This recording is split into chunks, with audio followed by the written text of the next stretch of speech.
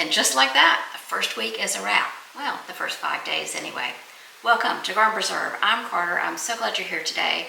We are talking about the Every Bit Counts Challenge that is put on by Jessica at Three Rivers Homestead. Today, when I'm posting this, will be August 5th, Saturday, August 5th. So I have the first 5 days of my Every Bit Counts Challenge to show you today, and I'm very excited to get started. So you should know that I had this long list when I started, and I still have to get everything done. I only managed to get 3 of those things done, and then I added 2 kind of, oh my goodness, yes, I need to do these kind of things. So here's hoping I could catch back up. All right, let's get into it. I'll show you what I did. So my plan for day 1 of the challenge started in the refrigerator. I had harvested these peppers last week, maybe 3 or 4 days before, and they have been sitting there waiting for me to do something. So I ran out this morning and did another harvest of all the banana peppers I had, picked any of the Santa Fe Grand peppers, any of the red cherry peppers that I had, and we're going to get those into jars today. I'm making a mild banana pepper, pickled banana peppers.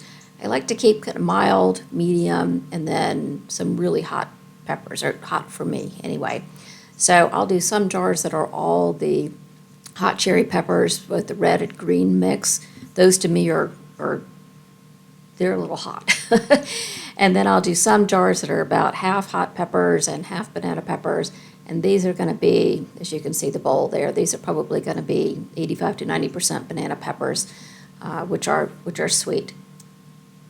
Now I'm going to add some very tiny little onions from the garden. I like to have those floating around. I love pickled onions, and I do have that on my list to make this month as well.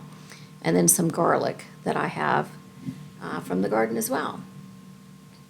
So we'll get this chopped up, and you'll see that I add some color along the way. And I like the jar to be appealing on the shelf, because then I know not only does it look beautiful, and I get very pleased with the way it looks, but I know that when I pull out the ingredients and put them into a salad or on a pizza or whatever it may be, that it's going to add that same beauty to the dish. And you know, they say you eat with your eyes first, and that's probably very true for me.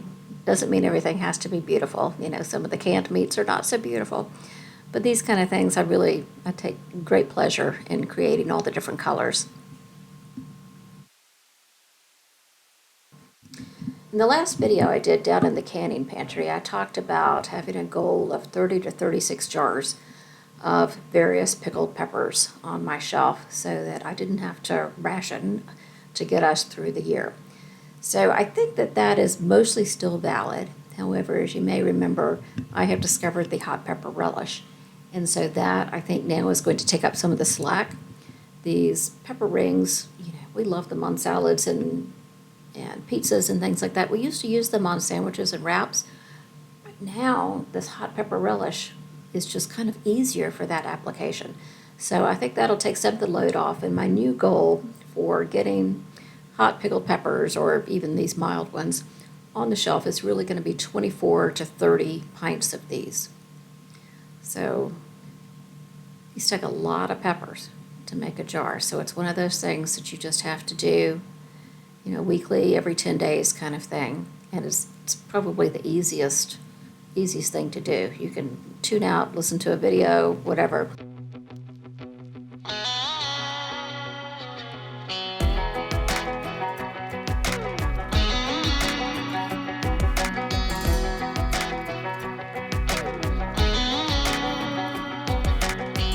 Well, maybe it was fate when you walked in the door. I could have sworn I've seen your face before. So glad that you said hi, 'cause I was way too shy. What would have happened if you just had passed me by the night? We keep on drinking, keep on wishing for someone out there to hold. All those little moments, the bites you didn't catch, me looking over your shoulder just at the right time. Those little moments all led me to you. Only God knew about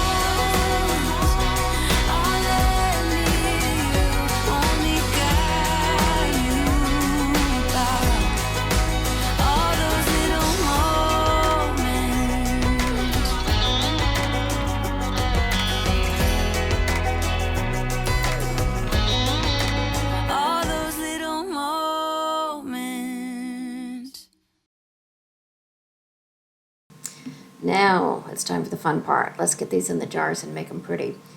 So you'll notice that I mix the onions in with the peppers because I like them kind of mixed around, but I put the garlic straight in the jar because I want to make sure that every jar gets some garlic.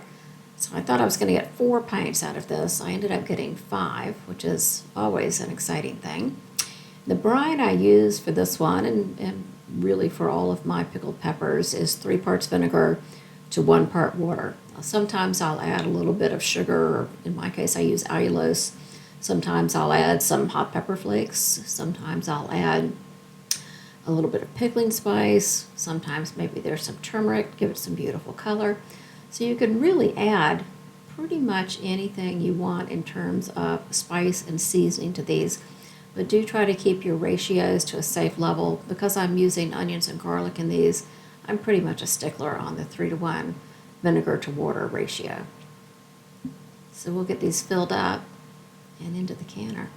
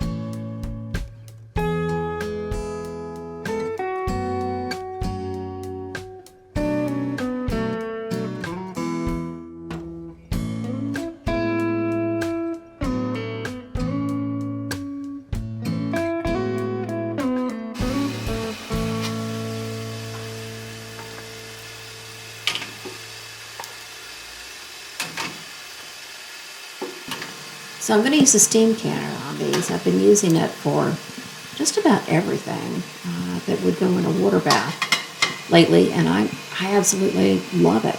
Now I'm going to have some really big canning projects this summer, and I'll need to pull back out the big canner. But I'm really enjoying the steam canner. It is so easy, so light, so quick, and so far so good. Okay, here we come, out of the canner. Not quite as bright and beautiful as when they went in, but that's all right. They'll still look pretty on the shelf.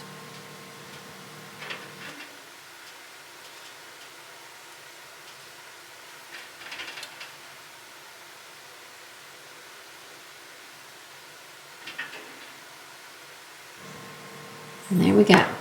5 pints of pickled peppers from my shelf. I'm on my way. I have a long way to go, but I'm on my way. All right, let's move on to another chore that has been on my list, is always on my list. Usually ends up waiting till the very last minute when I really can't keep up with all the cherry tomatoes that are coming in. I can't get them picked in time. They end up split. You know, I'd like to get 2 quarts of these done in August, 2 quarts of these done in September, instead of what I'm usually trying to do, which is, 4 quarts in September, the first half of October, before the frost comes. So I really hope to get a jump start on this. We went through almost 4 quarts this past year. I love these things. They're like, they may as well be chocolate chips to me. They're just delicious little bites of candy. I like them in dishes as well. I like them on my pizza especially. That's one of my favorite ways to do it. I love them if I'm having a pasta pesto. I love to sneak them in there. So I really want to get a ton of these done. I know it's not terribly exciting. It's a little bit tedious to cut all of these. But I tell you what, I will so thank myself later when I have all of these ready to go.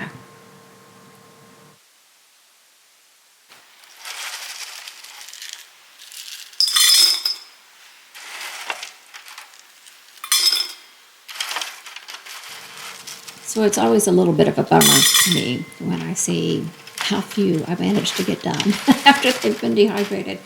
They get so small, and I keep going, oh, come on. But I end up with maybe a a third of a quart here, and I'm just going to be very happy that I'm on my way.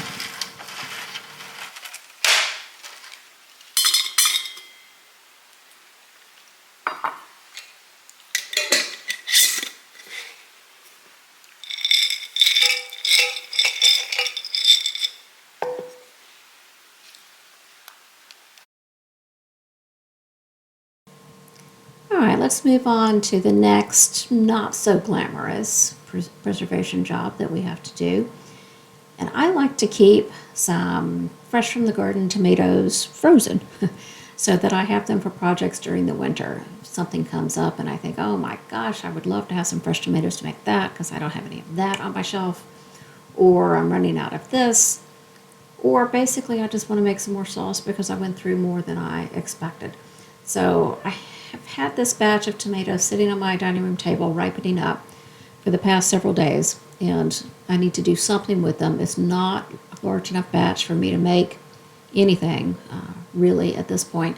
So I'm just going to go ahead and this is about a 3.5 pound bag. I'll get that into the freezer. And when I took it out to the freezer, I had a hard time finding a place to put it because guess what I found instead? My freezer was packed with chicken carcasses.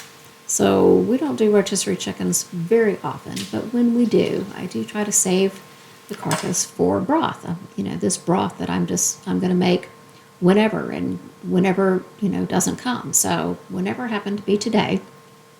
So I went through, I found a few more after this, and I think I ended up with 6 or 7 rotisserie chicken carcasses. And then I had these 3 packages of chicken soup bones that I had ordered at the same time I ordered my beef bones. So these were beautiful. They needed to be taken care of. So I'm going to get all of this into the roaster. If you saw my beef bone broth video, you know that I roast those several times or run them through, make several batches of broth. With chicken bones, I find they just don't hold up. So I usually do 18 to 24 hours on these. And in this case, I think I did about 20 hours. And the bones were tired. They were done. So one batch is all I really get out of this. So I put as much liquid in there, as much chicken in there, everything as I possibly can. And we are finally going to get some chicken broth on the shelf because I have been low on that, well, pretty much all year. I've been using turkey broth, so thank heavens I had that. But I really do miss my chicken broth. So today we're going to take care of that.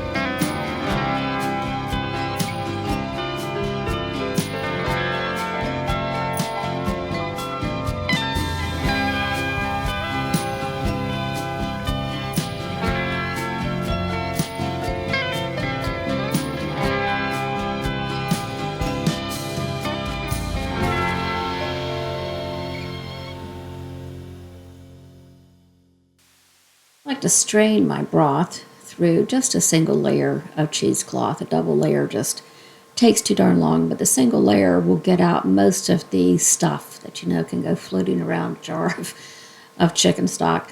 So we're going to get this through here. And yes, look at that. Carter is wearing an apron. I don't do that very often, but I have learned my lesson on how messy stock can be, particularly with all the fat that comes with it. So I'm gonna try to behave today and not ruin whatever it is I'm wearing.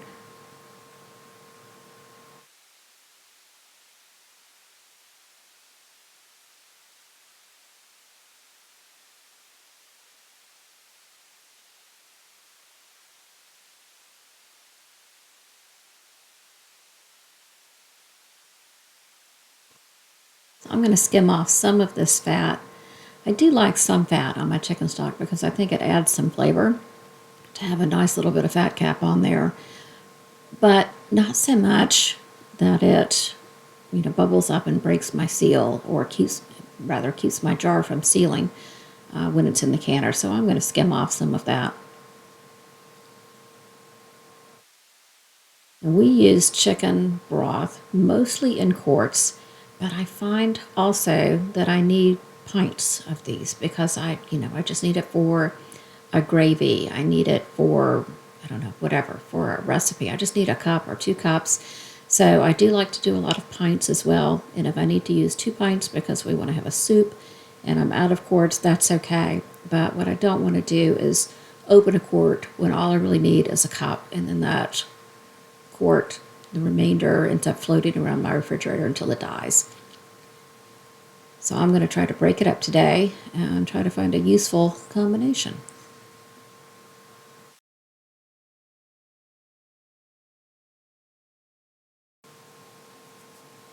I was also able to get 4 pints of chicken meat off of these, so I use that in soups and things throughout the winter. So that was a fun bonus. I didn't expect that.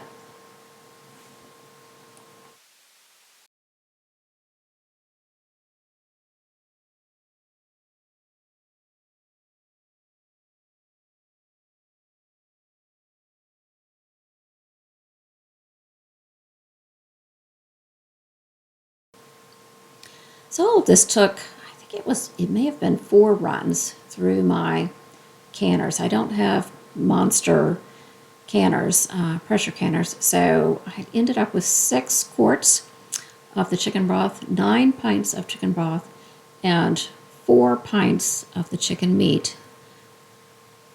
So I thought that was a pretty good haul for something that I wasn't really expecting to do. But now I have plenty of room in my freezer for tomatoes. So hooray, win-win. Now let's move on to those jalapenos. So you knew this was coming. I hinted at it a few videos ago. I'm going to make another round of the hot pepper relish. When I say we're addicted to the stuff, I'm not kidding. I mean, it's just, we can't seem to get enough of it.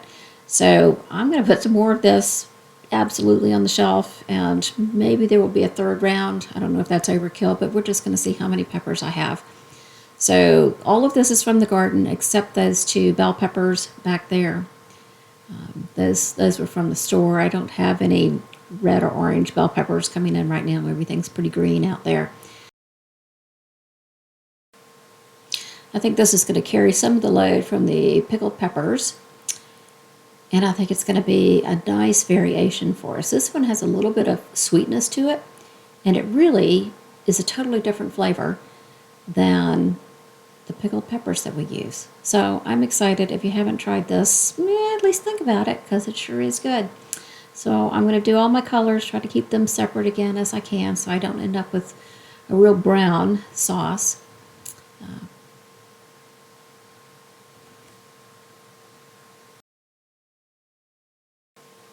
If you haven't seen the video on this pepper relish, I'll post it up above.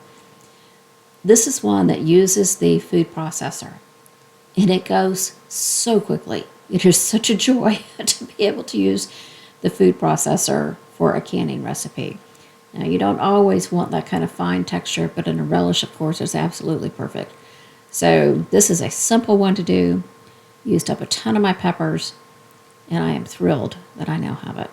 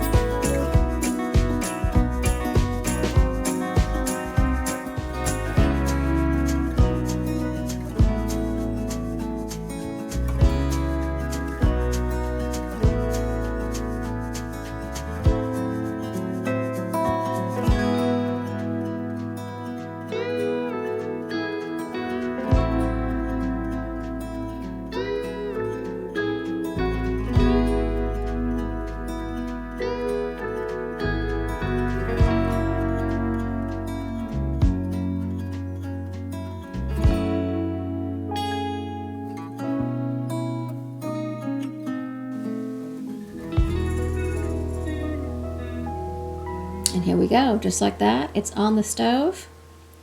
And I'm gonna put it in the canner, and look at this. 10 more half pints of hot pepper relish is on my shelf, and I could not be happier.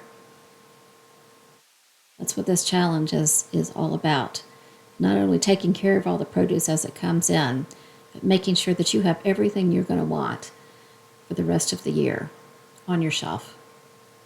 It's just perfect. That wraps up my first 5 days. Let's take a quick tally and see what we got. It's about 1/3 of a quart of dried cherry tomatoes. I'm hoping I'm going to get 2 quarts of those by the end of the challenge, so we'll see. I have a gallon bag of tomatoes for all those winter projects I want to do. I'd like to get a lot more gallon bags of tomatoes in the freezer.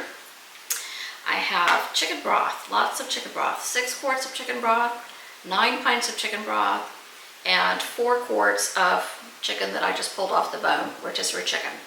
So I have 5 pints of banana peppers, and then I have 10 half pints of the hot pepper relish that we've been enjoying so much.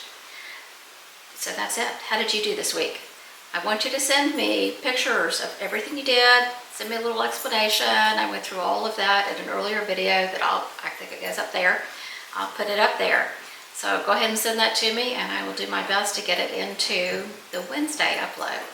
Thank you so much for being here. Now go preserve something.